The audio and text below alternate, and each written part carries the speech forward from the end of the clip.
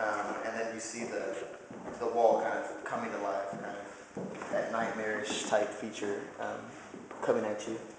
But you kind of have like that slow, almost like a foreshadowing of like what's to come, because you have like the wall kind of shows a lot of imagery that is in the others, and then the man is kind of beastly looking, which kind of gives reason for the animal figures that you see later on. And then as you go on to the blue, it's kind of, it drops down into like a kind of like a sad type feel, I guess. Like it's real kind of cold, dark, a little depressing.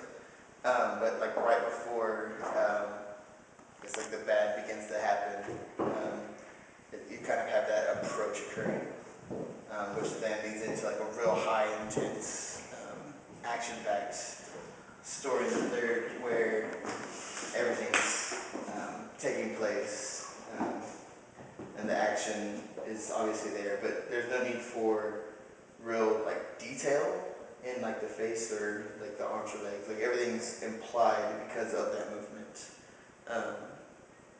And so I didn't want to be like real meticulous with like how everything was drawn or anything like that, because that would imply more so something being kind of static. I mean, if I move my hand, you're not seeing my hand, so it's kind of that distorted view. And so these three, I was saying, you could kind of sum up the story here with these three in the last. But then I wanted to kind of create like another element. I mean, I guess kind of like making use of like, what are you doing? Making use of like the psychology, like my psychology studies and like different interests that I have.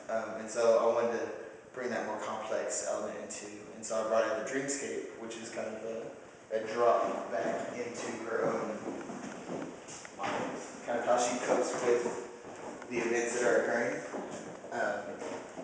And so you have this action that's kind of played up, and you get really, really like kind of like a loud bang over here, and then you just kind of stop, and you have kind of like a restful moment where you have the girl here. And this reflects that image there. You have the man coming through the window, through the door, and then you have the man coming down the trees, the grove of trees, kind of protecting the two. And the girl here is not on her back, but on her forward, like on her stomach, looking down. But she's always hiding. She's always hiding. I mean, she's there, but she's not there. She is innocence, and so she's protected from the evils that are around her. And the girl here, so this girl here represents the doll. You see there would be her. It's a separation of self. It's like her older and youthful self. As the events occur, you kind of have a separation of self. And so this is the protector self, and then this is the protected. But kind of just showing like a youthful nature, whatever. I wanted to separate that. And then you're brought into this, where you have the kind of carnage, savage look that you have in the trees, or in the wall, in that panel, that kind of lead you in here as a transition. I wanted to push back the girl so that you could see her, but she's still not looking at you. And all the images, she's not looking at the viewer, she's looking down, she's hidden from the action, just to maintain that innocence factor. And then you're brought into this, where the two that were separate now come together, and have like a realization of what the events are exactly as they're transpired. And so like they find one another, there's that realization, tear in there, so like she's beginning to know, but it's not quite there yet. So she still is innocent. And then you move into this transition here, which just brings you into this. That's just a reflection of this to kind of make way. And then here, much like this one, you have the straight line, and here you have the straight line. But rather than the girl and the girl, here's the new beast, the man that's coming to the door over the one on top. She's the other girl. And so you have that approach occurring much like the beast. So there's a lot of kind of interrelation between these, kind of reflecting one another to kind of keep the story kind of continuous. And then you have this this hole here, which is where the girl, the protector, places Innocence to maintain that innocence, to protect her youth. But you have this like boiling of emotions and everything just kind of coming in and just ready to, just, something's about to happen. And so there's a lot of movement, but the colors are pretty recessed, so it's still it's kind of like a calm before the storm almost, as it kind of like started to trend.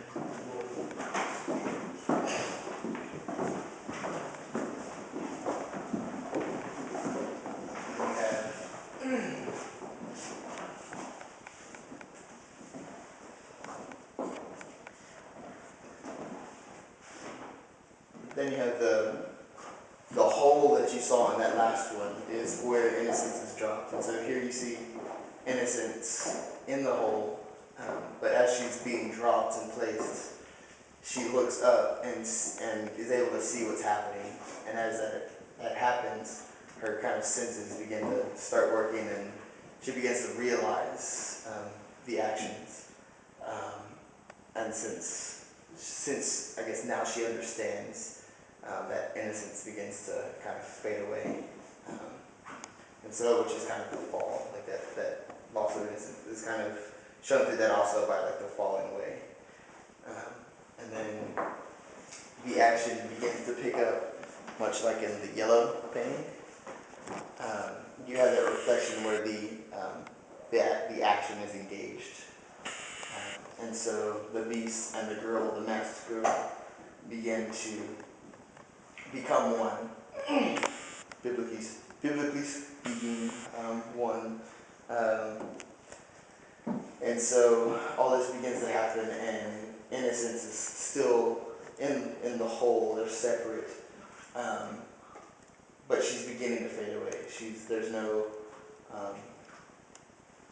real like defined marks, she's not real defined, but she's very implied by just a few marks, kind of like the elbow and maybe like the back and some hair and stuff. But other than that, it would just be a white space.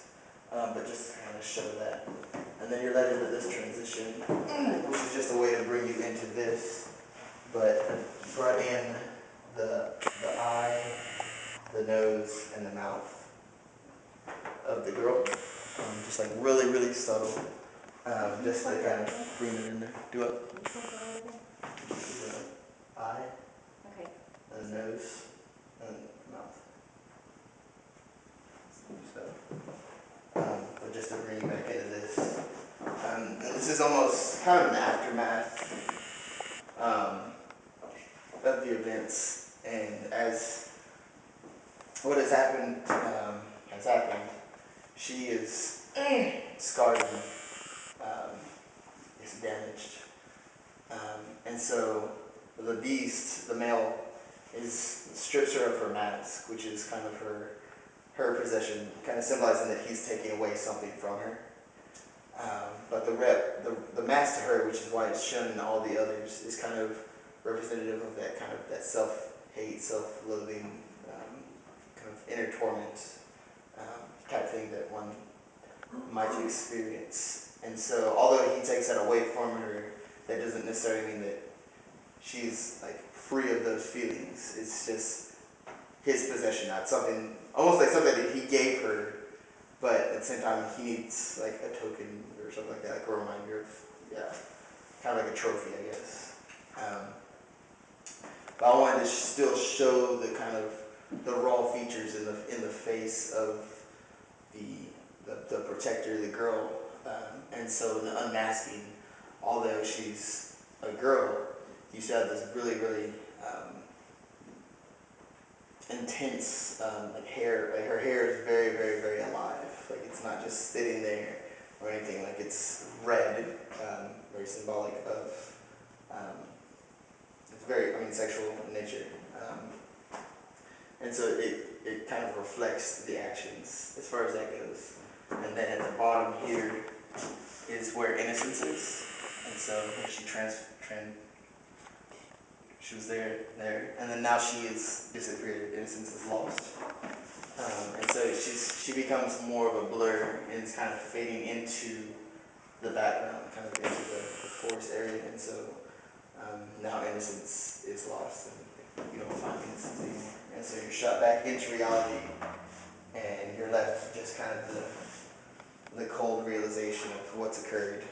Um, I mean, it's really, really dark, really